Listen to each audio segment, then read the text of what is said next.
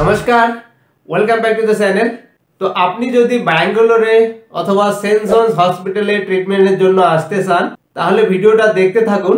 এই ভিডিওটাতে আমি কিছু লোকের সঙ্গে কথা বলেছি যারা সেন্ট জনস হসপিটাল থেকে চিকিৎসা নিচ্ছে। তো তাদের কাছ থেকেই শুনতে পাবেন সেন্ট জনস হসপিটালের এক্সপেরিয়েন্স, সেন্ট জনস হসপিটালটা কি রকম।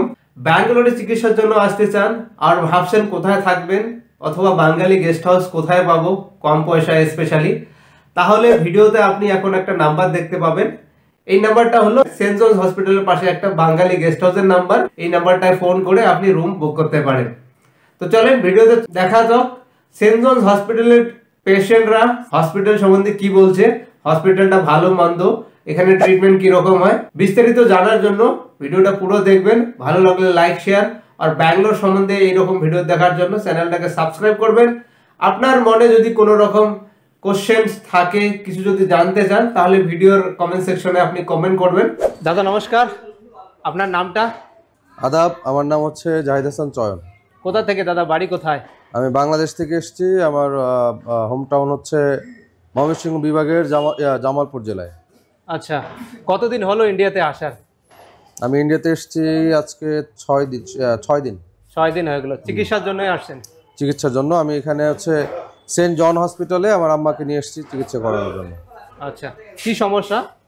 ওনার হচ্ছে রিমাটয়েড আর্থ্রাইটিস। ওনার জয়েন্ট মানে নি জয়েন্ট এবং হিপ জয়েন্টের সমস্যা।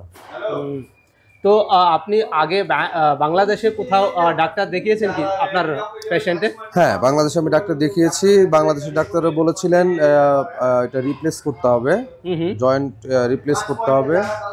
তো আমি মূলত ইন্ডিয়াতে এসেছিলাম যে বেঙ্গালুরুতে তো অনেক অ্যাডভান্স ট্রিটমেন্ট হয়, উইদাউট সার্জারি যে কোনো একটা অপশন পাওয়া যায় কিনা এটার জন্য মূলত ইন্ডিয়াতে এসেছিলাম। আচ্ছা, তো আপনারা অলরেডি একবার ডাক্তারের সঙ্গে দেখা করছেন, ডাক্তার দেখিয়েছেন? আচ্ছা, তো কি সার্জারি হবে কি? হ্যাঁ, এখন ওনার আম্মার যে কন্ডিশন আছে ওনার সার্জারি করতে হবে, ডাক্তার এরকমই বলেছেন। আচ্ছা, তো মোটামুটি খরচা কি রকম হবে গো? ডাক্তার কিছু বলেছে কি? এখানে খরচের ব্যাপারে বলেছেন আসলে এই যে ইমপ্ল্যান্ট, এটা আসলে বিভিন্ন দামের হয়, বিভিন্ন ক্যাটাগরির হয়, বিভিন্ন সাইজের হয়, যার দরুন এই কস্টিংটা কিছুটা ভ্যারি করে। তবে আম্মার ব্যাপারে যে ডাক্তার যেটা বলেছেন যে মোটামুটি 2.5 থেকে 3 লক্ষ রুপি প্রয়োজন। একটা জয়েন্টের রিপ্লেসমেন্টে 2.5 থেকে 3 লক্ষ রুপি দরকার। আচ্ছা, তো বাংলাদেশেও কি এইরকম খরচা লাগতো কি এর থেকে বেশি লাগতো? বাংলাদেশেও এরকমই খরচ, মোটামুটি এইরকমই খরচ। কনভার্সনে যে এটা হয় বাংলা টাকা এবং রুপির কনভার্সনে যে ডিফারেন্সটা হয় মোটামুটি এই ডিফারেন্স। আচ্ছা আচ্ছা, তো আপনি বর্তমান কি ফ্লাইট দিয়ে আসছেন কি ল্যান্ড বর্ডার দিয়ে আসছেন? না, আমি ফ্লাইটে এসেছি। আচ্ছা, তো আপনার ব্যাঙ্গালোর শহর কেমন লাগলো কয়েকদিন থেকে আপনি আসেন? ব্যাঙ্গালোর শহরের সব থেকে যে ভালো যে জিনিসটা সেটা হচ্ছে ব্যাঙ্গালোর শহরের ওয়েদার এবং এখানে প্রচুর গাছপালা আছে এবং রাস্তাঘাটগুলো আমার কাছে সব থেকে বেশি ভালো লেগেছে। আচ্ছা, অনেকে হয়তো এখন ভাবতেছে বাংলাদেশ থেকে ইন্ডিয়া যাব, সমস্যা চলছে দুই দেশের মধ্যে একটুখানি। এইখানে এইরকম কোনো সমস্যা নেই। এখানে বাংলাদেশ এবং ইন্ডিয়ার সম্পর্কের মধ্যে কোনো প্রকার কোনো সমস্যা নেই। এখানকার মানুষজন যথেষ্ট কোঅপারেটিভ। বাঙালিদের বলবো আমি যে যারা ট্রিটমেন্ট পারপাসে আসেন তারা মূলত লাক্সারি ভাবে থাকতে হবে, বিষয়টা সেরকম না। লম্বা সময় থাকতে হয়, একটা বেটার এনভায়রনমেন্ট, একটা সিকিউর প্লেস এবং হচ্ছে একটা কোঅপারেটিভ ম্যানেজমেন্ট। এটা আসলে বাংলাদেশ থেকে যারা আসে তারা ডিমান্ড করে, তারা খোঁজে। এই একটা ভয়ের মধ্যে থাকে যে ওখানে গেলে আমি কোঅপারেশনটা পাবো কিনা, সেরকম আমার সেফটি সিকিউরিটির ব্যাপারটা কি থাকবে হোটেলে। সো এইখানে আমি বলবো রাজদার সাথে যোগাযোগ করলে আই থিঙ্ক এইসব কোনো সমস্যা হবে না, সবকিছু একবারে সমাধান হয়ে যাবে। আচ্ছা, তো আপনি কি রান্না বাড়া করে খাচ্ছেন কি হোটেল থেকে নিয়ে খাচ্ছেন? না, এখানে রান্না বাড়ার জন্য হচ্ছে কিচেনে কুকারিজ অ্যাক্সেসরিজ যেগুলো লাগে সব ধরনের অ্যাক্সেসরিজ এখানে দেওয়া আছে, প্রোভাইড করা আছে এবং এটার জন্য তারা এক্সট্রা কোনো চার্জ যে নিচ্ছে সেরকম না।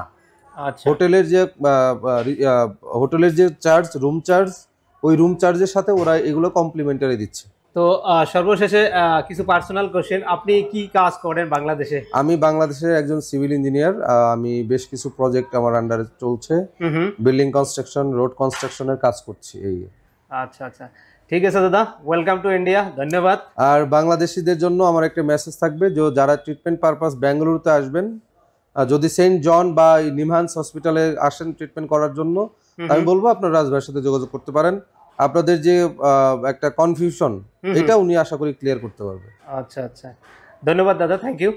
নমস্কার দাদা, আপনার নামটা? নমস্কার, আমার নাম এমডি তৌফিক জামাল। কোথা থেকে? ওয়েস্ট বেঙ্গল কোন ডিস্ট্রিক্ট থেকে? ওয়েস্ট বেঙ্গল মুর্শিদাবাদ। আচ্ছা, আপনি এখানে ট্রিটমেন্ট নেওয়ার জন্য আসছেন? হ্যাঁ, অবশ্যই। কোন হসপিটালে ট্রিটমেন্ট নিচ্ছেন? সেন্ট জন হসপিটাল। সেন্ট জন হসপিটাল। সেন্ট জন হসপিটাল। আচ্ছা, কতজন আসছেন গো? এখানে আমরা 3 জন এসেছি। তো দাদা, আপনাকে একটা পার্সোনাল কথা জিজ্ঞাসা করেছি, সেটা হলো আপনার কি অসুবিধা বলা যাবে যদি বলতে চান আপনি? আমাদের যেহেতু অ্যাকচুয়ালি এটা ফ্যামিলি ম্যাটার, তবুও বিশেষভাবে বলা যায়, না বলার কিছুই নাই। আমার শাশুড়িকে নিয়ে এসেছি, এটা তার পেটের মধ্যে যাই হোক কোনো এক ধরনের সমস্যা রয়েছে, তার জন্য বায়োপসি করতে হয়, তাই আমরা এখানে কন্টিনিউ থাকার জন্য ব্যবস্থা করেছি। আচ্ছা, কতদিন হলো দাদা আসার এখানে? আমি আপাতত এসেছি আপনার এখানে 26 তারিখ। মোটামুটি কতদিন লাগতে পারে একটা আইডিয়া ডাক্তারের কাছ থেকে? এটা অ্যাকচুয়ালি সে পরামর্শ এখনো ঠিকঠাক পাইনি, যেহেতু আমার 1 তারিখ বায়োপসির জন্য ডক্টরবাবু পরামর্শ দিয়েছে, 1 তারিখ গিয়ে বায়োপসি করা হবে, তারপরে সে 7 দিনের মাথায় রিপোর্টটা দেবে। রিপোর্টের পরে আমার যে সঠিক ট্রিটমেন্ট, সে ট্রিটমেন্টটা শুরু হবে। দাদা, সেন্ট জনস হসপিটালের ব্যাপারে আলোচনা করব। সেন্ট জনস হসপিটাল কেন, অথবা ব্যাঙ্গালোর কেন, অন্য কোথাও কেন না, কলকাতা কেন না, অথবা দিল্লি, মুম্বাই, অন্য জায়গায় কেন লোকেরা যাইতেছে না, কেন ব্যাঙ্গালোরে এত লোক আসে? এখানে আপাতত যে এসে আমি বুঝেছি যে একদিনের ট্রিটমেন্টের জন্য গেছি, সেখানে দেখলাম যে ডাক্তারবাবুদের সঠিক পরামর্শ বা তাদের যে ব্যবহার কালচার বা পেশেন্টের কাছে পুরো ডিটেলস সব, মানে পিছন থেকে সামনে অবধি তার কি কি ব্যাঘাত ঘটেছিল, কোথা থেকে কি হতে পারে, সেটা জানার পরে এক একজনের এক এক রকম ভাবে পরিষেবা এবং ট্রিটমেন্ট দেওয়ার সুবিধাজনক, খুব ভালো তাদের, এবং ধৈর্য ধরে পেশেন্টকে জিজ্ঞেস করে রাখে তার কি হয়েছে, কোথা থেকে কি প্রবলেম, এগুলোর মধ্যে দিয়ে আমার অনেকটা বেস্ট লেগেছে সেন্ট জন। এছাড়া অন্য কোনো হসপিটালে আপনি ট্রাই করেছেন এখানে, মানে ব্যাঙ্গালোর? না, আমি ভেবেছিলাম অন্য কিছু ট্রাই করব, যেহেতু এখানে আমি এসে দেখলাম যে ডাক্তারবাবুদের পরামর্শ ভালো এবং তাদের ট্রিটমেন্টটা মোটামুটি আমার পছন্দনীয়, সেই জন্য আমি এখানে কনফার্ম করেছি এখানে পুরো ট্রিটমেন্টটা চালাবো। তারপর সে বাকি স্টেপগুলো যেভাবে ডাক্তারবাবুরা বলবে, তারপরে দেখবো তাদের এখানে পরিষেবা কেমন, বা তারা আমাদের হাই রেঞ্জের মধ্যে কোনো কাজ করছে কি সবার থেকে, বা লো, সেটা দেখার বিষয় আছে। সে যখন আমার কোনো অপারেশন বা কোনো সিস্টেমের মধ্যে যখন আমার ডিমান্ড করবে, তখন আমি আশেপাশে জেনে দেখবো সবার থেকে কম আছে কি বেশি আছে। এর আগে আপনি ওয়েস্ট বেঙ্গলে চিকিৎসা নিয়েছেন যথেষ্ট মনে হয়, তো ওই দিকের এক্সপেরিয়েন্সটা বলেন। ওয়েস্ট বেঙ্গলে চিকিৎসা নেওয়ার আপনার যে ওয়েস্ট বেঙ্গলে এক্সপেরিয়েন্স, চিকিৎসা ভালো, খারাপ না। ওয়েস্ট বেঙ্গলে তো বড় বড় এরকম হসপিটাল নেই যেখানে অ্যাভেলেবেল সবকিছু পাওয়া যায়।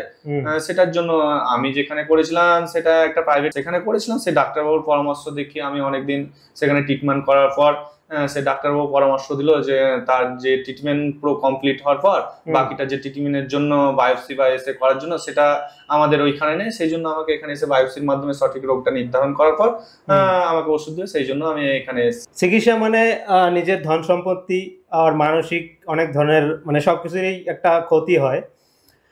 তাছাড়া বাড়ির থেকে আমাদেরকে এখানে আসতে হয় অনেক দূরে।